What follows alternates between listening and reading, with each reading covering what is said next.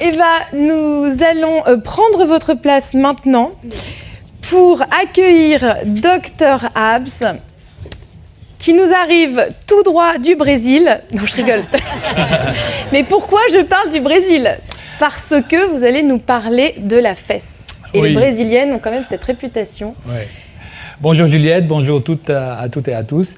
En fait, ma spécialité, c'est de la chirurgie esthétique et mon domaine de compétence, c'est la chirurgie de la fesse. C'est pour cela, après un séjour au Brésil, j'ai ramené cette technique en France et je l'ai fait développer. Et la région fessière est le meilleur illustrateur de ce traitement et de cette approche multicouche. Parce que quand on regarde et quand on examine une région fessière, outre la posture et la base osseuse de la colonne vertébrale et le petit bassin et l'orientation de le petit bassin, il faut examiner le muscle, parce que la fesse est d'abord un muscle recouvert de graisse. Alors, c'est vrai que aussi une particularité, la fesse d'homme n'est pas comme la fesse de la femme. Il y a une différence entre le genre. Il y a une différence aussi ethnique entre les sujets africains, asiatiques, caucasiens. Oui, alors donc, ça justement, parce que vous avez expliqué que vous reveniez du Brésil et que vous avez donné envie de rendre la fesse, enfin la jolie fesse plus internationale. Ouais. Mais quand même, pardonnez-moi de vous dire que les Brésiliennes, elles ont ça dans le sang, mais il y a quand même une forte connotation chirurgicale au Brésil. C'est pas 100% naturel. Oui, il y a d'abord une base ethnique, parce qu'il y a un mélange d'ethnies dans ce pays-là. Il y a beaucoup d'ethnies, et qui fait que il y a des belles fesses. Et puis, il y a aussi une culture de l'esthétique, une culture de la chirurgie esthétique. Ivo Pétanguy n'est pas un hasard dans ce pays-là. Il y a les plages, il y a Copacabana, il y a Ipanema, bref. Donc, il y a une culture et elles n'ont pas peur de la chirurgie esthétique ni des cicatrices. Ce qu'elles cherchent, c'est la forme et c'est la jolie forme. Voilà.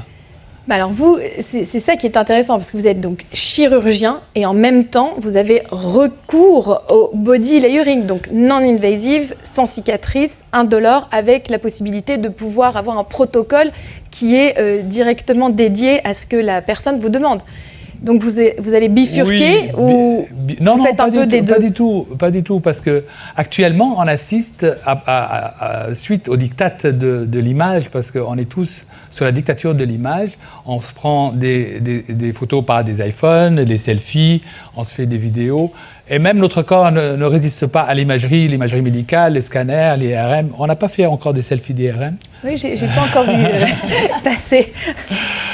Et donc, les demandes reviennent de plus en plus des patientes jeunes. On a un pic, par exemple, des patientes entre 20 et 25 ans. Donc, on ne va pas, évidemment, leur proposer de la chirurgie et on va les décourager d'avoir recours d'emblée à la chirurgie.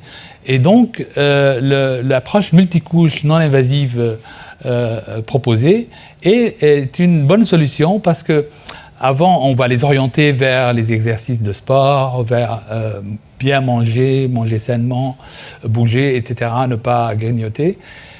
Mais aussi, si on veut passer à l'étape au-dessus, effectivement, muscler son corps, utiliser la machine pour avoir des contractures musculaires. Là, je suis impressionné par le nombre de contractures musculaires.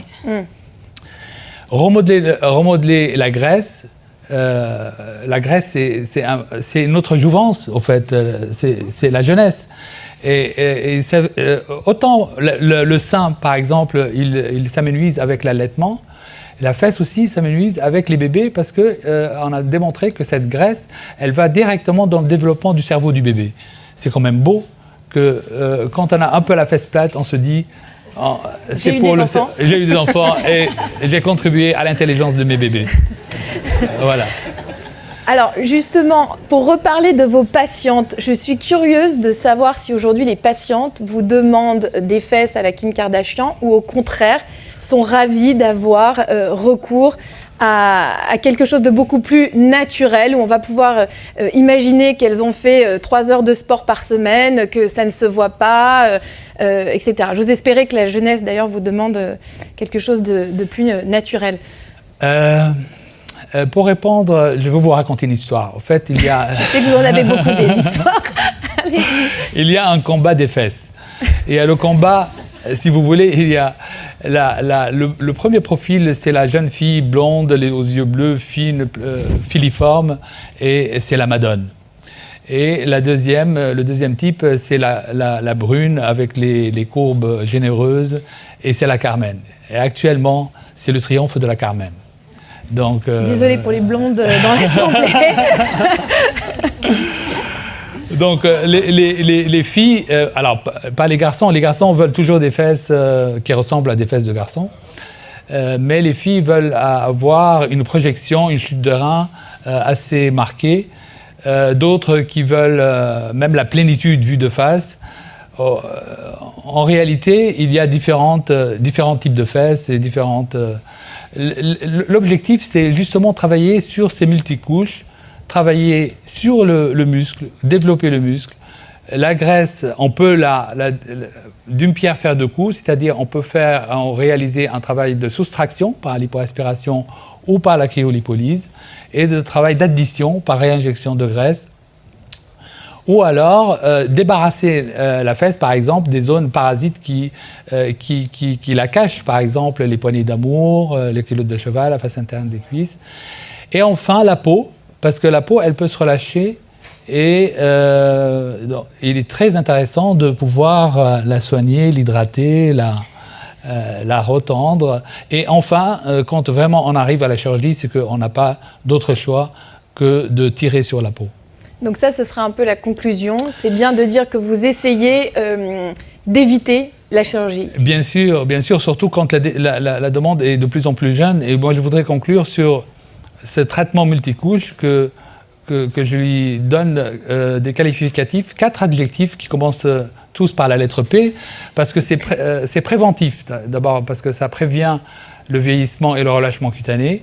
2, c'est participatif, parce que on fait participer la patiente à l'effort de sa jeunesse et de sa beauté. Elle est prédictive parce que c'est contrôlé par des paramètres, des machines qui délivrent de l'énergie. Et c'est personnalisé parce qu'on personnalise chaque traitement à chaque patiente. Donc c'est préventif, participatif, prédictif et personnalisé.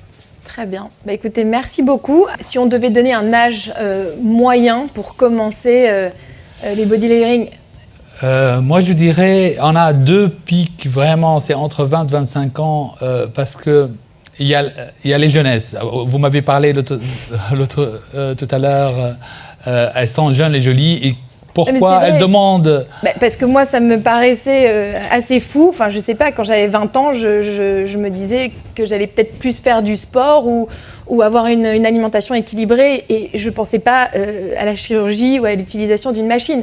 Maintenant, c'est vrai qu'avec les réseaux sociaux, l'image, la course à être toujours plus belle, ça change.